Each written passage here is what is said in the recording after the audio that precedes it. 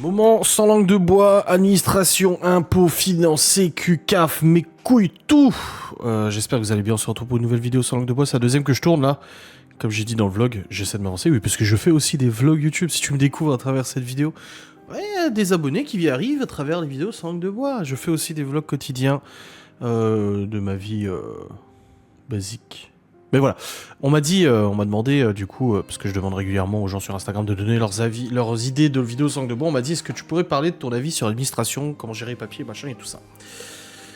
Plus globalement, moi j'aimerais parler un petit peu de l'administration française, en tout cas française, parce que bon, j'ai aussi expérimenté un peu suisse, un peu luxembourgeoise, pour les boîtes notamment. Mais on va parler de l'administration française un petit peu, ce qui se passe à la vie adulte. Moi, avant de tourner cette vidéo, je me suis fait un peu la réflexion, je me suis dit, il y a deux points importants à parler dans cette vidéo. Vous savez, quand vous arrivez à l'âge adulte, vous avez fini vos études, vous prenez votre premier appartement et hop, ça y est, on y est, il n'y a plus papa et maman, ou les grands-parents, ou peu importe qui s'est occupé de vous, il n'y a plus voilà, les personnes qui ont pris soin de vous pendant votre enfance. Et vous vous retrouvez du coup seul face à vos responsabilités, seul face à votre travail, à votre gestion du quotidien et tout ça. Mais qui dit vie d'adulte, dit aussi administration française. Bon, je dis française parce qu'on est en France. Hein. Moi, pour faire un peu l'historique, comment ça s'est passé, moi j'ai déménagé vers Genève et tout. Et loin de mes parents, mais ma mère a toujours gardé un petit peu un œil sur tout ça pendant quelques temps et tout ça, et était de bons conseils pour les déclarations fiscales, les machins, etc. Elle essayait de m'aiguiller un petit peu. Mais en vrai, bah, j'ai appris un peu sur le tas et j'ai fait beaucoup d'erreurs. Hein. Attention, je le reconnais, j'ai fait des erreurs de gestion administrative et tout, mais j'apprends sans cesse et tout. Et déjà, il y a plus de 10 ans, il y a même 15 ans, oh putain, je me fais vieux. Déjà, il y a plus de 15 ans, je m'étais fait cette réflexion en me disant, mine de rien, quand on arrive comme ça à l'âge adulte, on n'a pas eu de formation pour comprendre et gérer tout ce qui est administration française. On n'a pas eu de cours au lycée ou au collège de gestion. On n'a pas eu de cours de comptabilité personnelle. On n'a pas eu de cours pour nous dire comment faire une carte vitale, comment prendre du mutuel, pourquoi prendre du mutuel, machin, etc. Comment faire sa déclaration d'impôt, comment faire sa déclaration URSSAF si vous êtes à votre compte. Voilà, toutes les taxes foncières, les taxes d'habitation, les factures mensuelles, l'eau, le gaz, l'électricité, machin. En vrai, le débat, en fait, ce que moi je me pose comme question, c'est à qui la faute si aujourd'hui, beaucoup, parce que je le vois hein, quand je parle avec les gens et tout ça, beaucoup de gens disent avoir une phobie administrative et ne rien comprendre à l'administration, comment fonctionne et tout l'administration, les déclarations, machin. Faute à qui? Il y a 3 possibilités.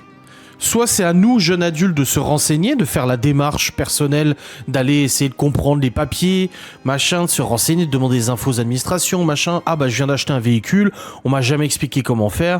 Ah bah il faut faire la carte grise, mais la carte grise, faut tel papier, faut pas oublier le certificat de saison. Enfin je le vois par exemple quand les parents de Laura ont vendu des véhicules, le père de Laura a vendu sa moto, son quad et tout. C'est moi qui suis venu avec lui pour faire les papiers, pour ne rien oublier, certificat de cession, non-gage, machin. Quand il a acheté son ancienne bagnole, pareil, je suis allé au garage avec lui pour vérifier que tous les papiers étaient en ordre, machin, pour ne pas être bloqué, parce que le problème c'est que ce qu'il y a de pire en France, en tout cas au niveau de l'administration, c'est de se retrouver avec un papier manquant. Là t'es dans la merde.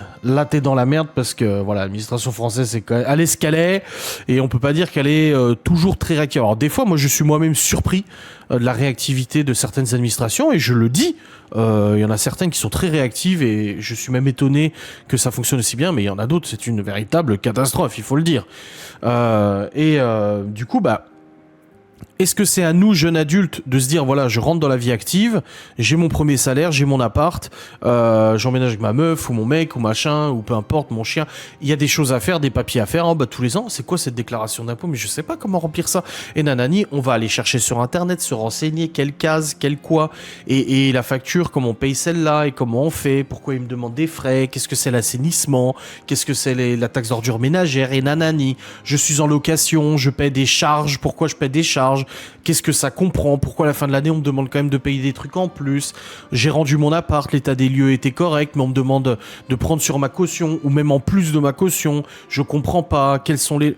En fait, est-ce que c'est à nous de faire cette démarche comme moi j'ai pu le faire? Parce que même si ma mère a toujours très bien géré les papiers et tout ça, j'ai pas eu le tact de lui demander des fois des conseils, des fois je lui demandais, des fois non.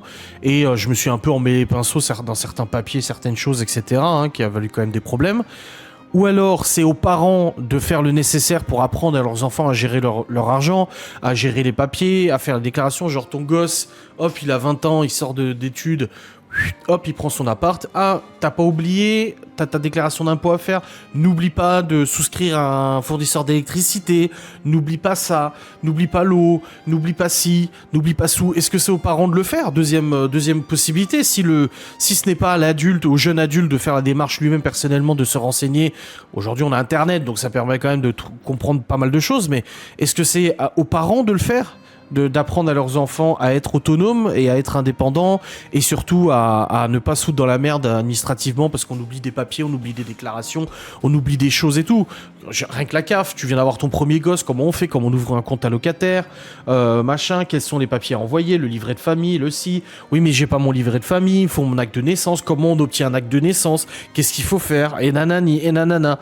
Comme je dis, aujourd'hui, il y a Internet, ça facilite énormément. Il y a 15 ans, il y avait déjà Internet, mais c'était quand même un peu plus compliqué. Donc, est-ce que c'est aux parents? Ou troisième hypothèse, troisième solution qui serait possible, ce serait à l'administration, ce serait à l'État de faire en sorte de former les jeunes.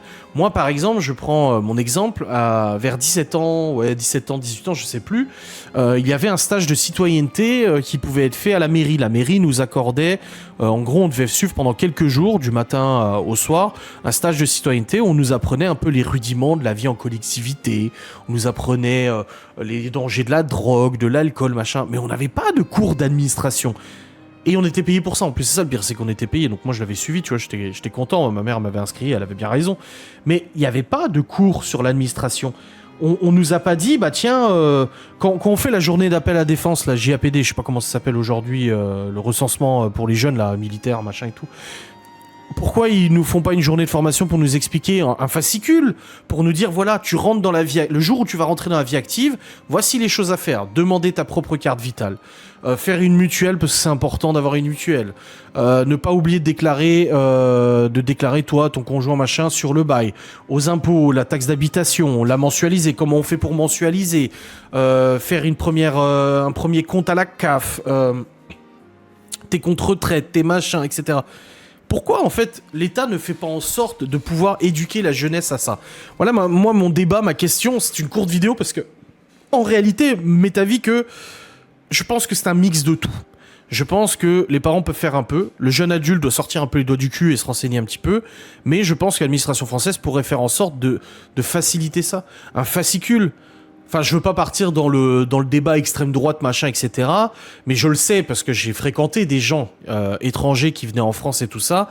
Et quand ils venaient en France, ils étaient pris en charge du coup par l'administration française et on leur donnait du coup les informations, les assistantes sociales, les machins, leur donnaient du coup les clés pour pouvoir faire une carte vitale s'ils pouvaient le faire, s'ils en avaient le droit, pour pouvoir faire les papiers, le permis de séjour, pour pouvoir faire une demande de CAF, pour pouvoir faire une déclaration aux impôts, pour pouvoir faire des demandes d'allocation, logement, des machins.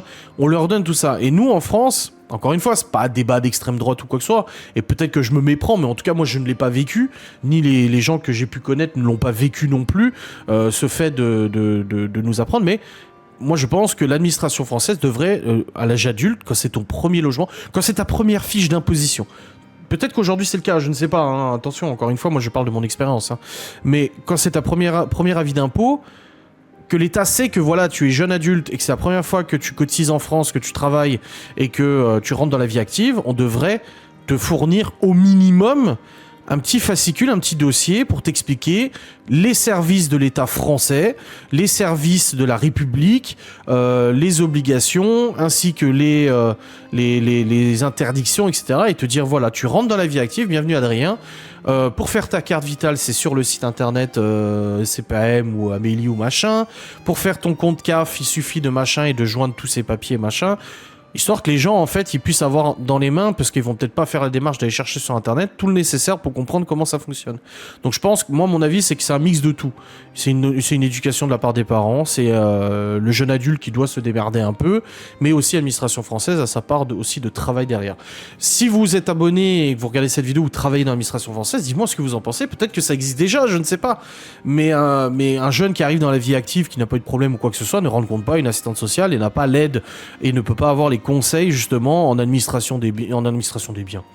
En administration du coup des finances, en administration des papiers, des machins, etc. Ça non, ça n'arrive pas, je ne crois pas en tout cas. Donc voilà, je suis très curieux de connaître votre avis sur ce point de vue, mais en tout cas c'est un sujet qui m'intéresse beaucoup, parce que j'ai envie de lire vos commentaires et j'ai envie de dire ce que vous en pensez. C'est ça la force des vidéos sans langue de bois, c'est oui, ok, je vous donne mon avis en toute transparence, je suis honnête avec vous, mais c'est aussi à vous d'être honnête et me dire ce que vous en pensez.